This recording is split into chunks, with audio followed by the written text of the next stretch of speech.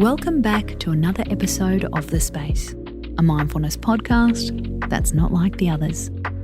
I'm Casey Donovan. Together with our writer Amy Malloy, our theme for the day is a whole lot of yes, with mindfulness tips for positivity and being present. Are you afraid of change? Silly question. Who isn't?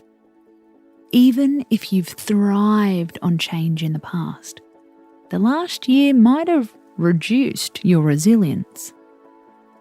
There's been a lot of change.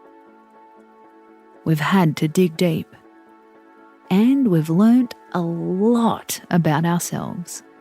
That's why we loved this wisdom shared by author Karen Soul-Manson in an Instagram post. When I was having my home painted, wrote Karen, I went through a time when it looked horrifying. Furniture was piled up, earthquake style.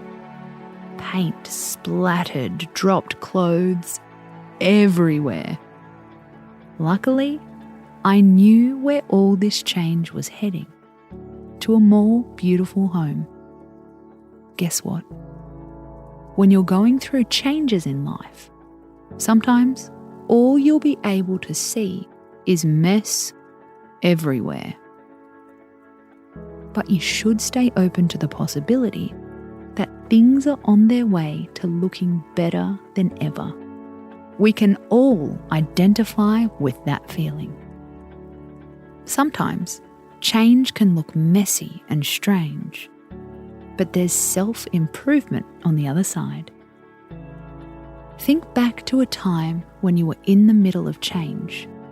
Maybe it felt like chaos and life was piled up, earthquake style. How long did it last? How long did it take to calm?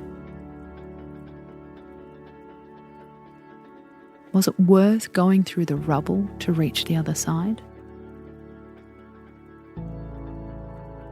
Karen urges people to view change as a life renovation.